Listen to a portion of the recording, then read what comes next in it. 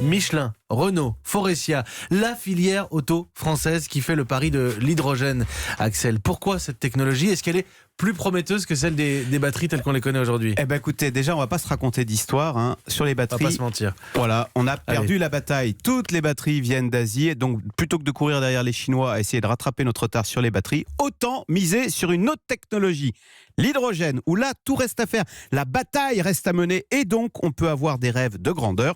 En témoigne ce communiqué publié hier. Vous le tenez à l'envers, si je peux me permettre. Pardon. Michelin qui annonce la création d'une co-entreprise avec l'équipementier automobile français Faurecia, vous savez, qui est filiale de Peugeot Citroën. Et donc ils ont l'ambition de devenir leader mondial de la mobilité hydrogène.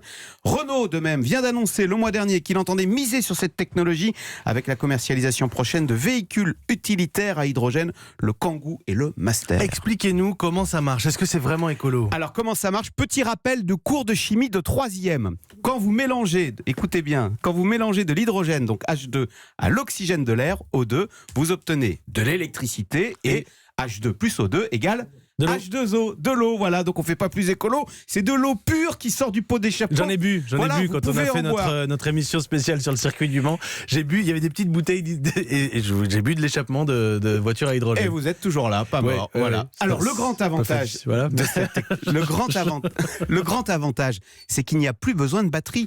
On fait un plein d'hydrogène, ça prend 1 minute, et on fabrique l'électricité soi-même à bord de la voiture. Enfin, soi-même. On la fabrique dans ce qu'on appelle une pile à combustible, et c'est l'objet de cette co-entreprise, donc Michelin-Faurecia, la pile à combustible. Mais on a toute la filière, car en aval, en fait, cette pile à combustible Michelin-Faurecia, elle existe déjà, et Renault l'utilise dans ses Kangoo à hydrogène. Et en amont, qui est numéro 1 ou numéro 2 mondial de l'hydrogène? Eh bien, c'est le français Air Liquide. Air Liquide, d'ailleurs, pour bien montrer que ça marche, qui a lancé à Paris il y a 4 ans maintenant, une flotte de taxis 100% sans taxi à hydrogène, que vous avez peut-être déjà pris, donc vous avez déjà roulé dans l'hydrogène. Du ciel, en fait. Sans le savoir, voilà. Bref, vous voyez, on a toute la chaîne, le gaz, la pile à combustible et les voitures.